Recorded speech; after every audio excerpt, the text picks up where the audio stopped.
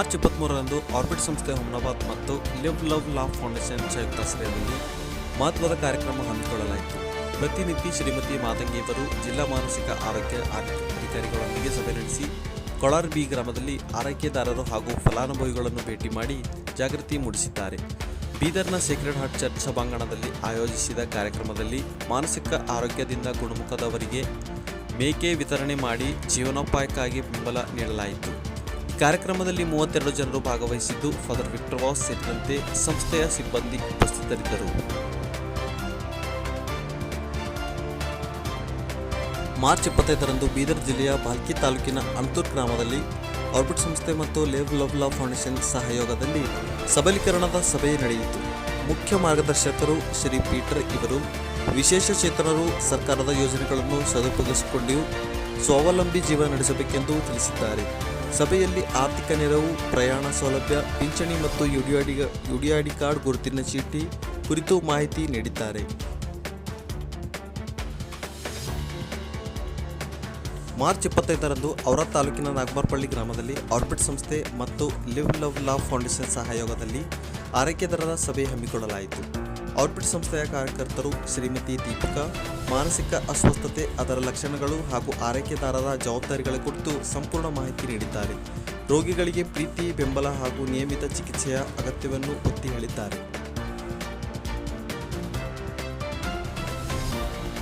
ಚಿಟಗುಪ್ಪ ತಾಲೂಕಿನ ಮನ್ನಕೆಳಿ ಗ್ರಾಮದಲ್ಲಿ 4 ಸ್ವಸಹಾಯ ಸಂಘದ ಸದಸ್ಯರಿಗೆ ಹಕ್ಕೊತ್ತಾಯ ಜಾಲಬಂಧ ಕುರಿತು ತರಬೇತಿ ಕಾರ್ಯಕ್ರಮ ನಡೆಸಿದ್ದಾರೆ. ಸೃಷ್ಟಿಶೀಲ ಜೆನಿಫರ್ ಇವರು ಜನರ ಮೂಲಭೂತ ಹಾಗೂ ಮಾನವ ಹಕ್ಕುಗಳ ಬಗ್ಗೆ ಅರಿವು ಮೂಡಿಸಿ ಅವುಗಳನ್ನು ಪಡೆಯಲು ಸಹಾಯ ಮಾಡುವ ಜಾಲಬಂಧದ ಮಹತ್ವವನ್ನು ವಿವರಿಸಿದರು. ಮಹಿಳೆಯರು, ಮಕ್ಕಳು ಹಾಗೂ ಬಡವರು ಹಕ್ಕುಗಳ ರಕ್ಷಣೆಗಳು ಮತ್ತು ಸರ್ಕಾರಿ ಸೌಲಭ್ಯಗಳ ಸದುಪಯೋಗದ ಬಗ್ಗೆ ಸಂಪೂರ್ಣವಾಗಿ ತಿಳಿಸಿದ್ದಾರೆ. ಮಾರ್ಚ್ 26ರಂದು ಆರ್ಬಿಟ್ ಸಂಸ್ಥೆಯ ಮಹಿಳಾ ಸಬಲೀಕರಣ ಯೋಜನೆಯ ಅಡಿ ಪ್ರೇಮಾಂಜಲಿ ಮಹಾಸಂಘದ ಸದಸ್ಯರಿಗೆ ಜಾಗೃತಿ ಕಾರ್ಯಕ್ರಮ ಹಮ್ಮಿಕೊಳ್ಳಲಾಯಿತು. ಮಾನಿನಿ ರಾಜ್ಯ ಒಕ್ಕೂಟದ ಸದಸ್ಯೆ ಶ್ರೀಮತಿ ಸಂಗೀತಾ ಇವರು ಮಹಿಳೆಯರು ಒಗ್ಗಟ್ಟಿನಿಂದ ಹಕ್ಕುಗಳಿಗಾಗಿ ಧೈರ್ಯವಾಗಿ ಎದುರಿಸಬೇಕೆಂದು ಕರೆ ನೀಡಿದ್ದಾರೆ. ಒಕ್ಕೂಟಗಳ ಮೂಲಕ ನಾಯಕತ್ವ ಬೆಳೆಸಿ ಮಹಿಳೆಯರು ಸಬಲರಾಗಬೇಕೆಂಬ ಸಂದೇಶ ನೀಡಲಾಯಿತು. ಮಾರ್ಚ್ 27ರಂದು ಬಸವಕಲ್ಯಾಣ ತಾಲೂಕಿನ ರಾಜೇಶ್ವರ ಗ್ರಾಮದಲ್ಲಿ ಆರ್ಬಿಟ್ ಸಂಸ್ಥೆಯ ಸಹಯೋಗದಲ್ಲಿ ಜೀವನೋಪಾಯ ನೆರವು ಕಾರ್ಯಕ್ರಮ ಹಮ್ಮಿಕೊಳ್ಳಲಾಯಿತು. ಮಾನಸಿಕ ಆರೋಗ್ಯದಿಂದ ಗುಣಮುಖರಾದ 7 ಫಲಾನುಭವಿಗಳಿಗೆ ಕುರಿ ಸಾಕಾಣಿಕೆಯ ಸಹಾಯ ನೀಡಲಾಯಿತು. ಆರ್ಬಿಟ್ ಸಂಸ್ಥೆಯ ಸಹ ನಿರ್ದೇಶಕರು ಫಾದರ್ ಆಲ್ಬರ್ಟ್ ಸ್ವಯಂ ಉದ್ಯೋಗದ ಮೂಲಕ ಆತ್ಮವಿಶ್ವಾಸ ಮತ್ತು ಸ್ವಾವಲಂಬನೆ ಹೆಚ್ಚಿಸಿಕೊಳ್ಳುವಂತೆ ಕರೆ ನೀಡಿದ್ದಾರೆ. ಈ ಕಾರ್ಯಕ್ರಮದಲ್ಲಿ ಒಟ್ಟು 32 ಜನರು ಉಪಸ್ಥಿತರಿದ್ದು ಭಾಗವಹಿಸಿದ್ದರು.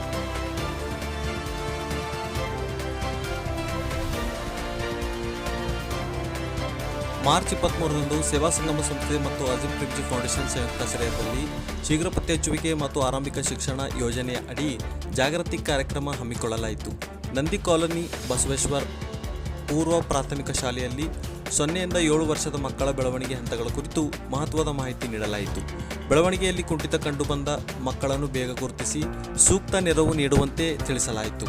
ಶ್ರೀಮತಿ ಶಂಕರಮ್ಮ ಸೇವಾ ಸಂಗಮ ಸಂಸ್ಥೆಯ ಕಾರ್ಯಕರ್ತರು ಇವರು 30 ವಿದ್ಯಾರ್ಥಿಗಳಿಗೆ ಅರಿವು ಮೂಡಿಸಿದ್ದಾರೆ.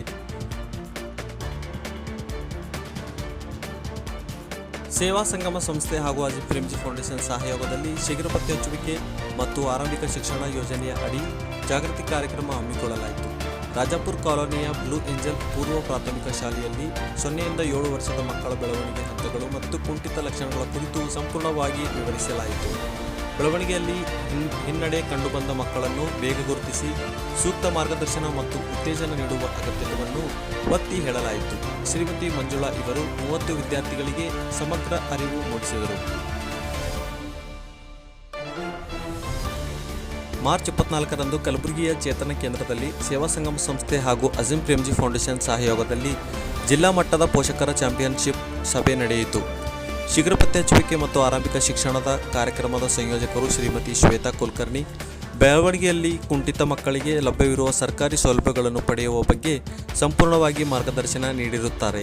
ಒಗ್ಗಟ್ಟಿನಿಂದ ಗ್ರಾಮ ಪಂಚಾಯಿತಿ 5% ಅನುದಾನ ಹಾಗೂ ವಿಕಲಚೇತನ ಪಿಂಚಣಿ ಪಡೆಯಲು ಮುಂದಾಗಬೇಕು ಎಂದು ಸೂಚಿಸಿದ್ದಾರೆ. ಸಭೆಯಲ್ಲಿ 15 ಪಾಲಕರು ಹಾಗೂ ಸಂಸ್ಥೆಯ ಸದಸ್ಯರು ಉಪಸ್ಥಿತರಿದ್ದರು. ಮಾರ್ಚ್ 26ರಂದು ಸೇವಾ ಸಂಗಮ ಸಂಸ್ಥೆ ಮತ್ತು ಅಜೀಂ ಪ್ರೇಮ್ಜಿ ಫೌಂಡೇಶನ್ ಸಹಯೋಗದಲ್ಲಿ ಶೀಘ್ರ ಪತ್ತೆ ಹಚ್ಚುವಿಕೆ ಮತ್ತು ಆರಂಭಿಕ ಶಿಕ್ಷಣ ಯೋಜನೆಯ ಅಡಿ ಜಾಗೃತಿ ಕಾರ್ಯಕ್ರಮ ಹಮ್ಮಿಕೊಳ್ಳಲಾಯಿತು.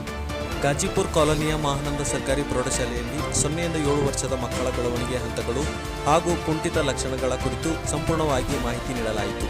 ಬೆಳವಣಿಗೆಯಲ್ಲಿ ಹಿನ್ನಡೆ ಕಂಡುಬಂದ ಮಕ್ಕಳನ್ನು ಬೇಗ ಗುರುತಿಸಿ ಸೂಕ್ತ ನೆರವು ನೀಡುವಂತೆ ಸೂಚಿಸಲಾಯಿತು. ಶ್ರೀಮತಿ ಮಂಜುಳಾ, ಸೇವಾ ಸಂಗಮ ಸಂಸ್ಥೆಯ ಕಾರ್ಯಕರ್ತರು ಇವರು 20 ವಿದ್ಯಾರ್ಥಿಗಳಿಗೆ ಅರಿವು ಮೂಡಿಸಿದ್ದಾರೆ. Damn.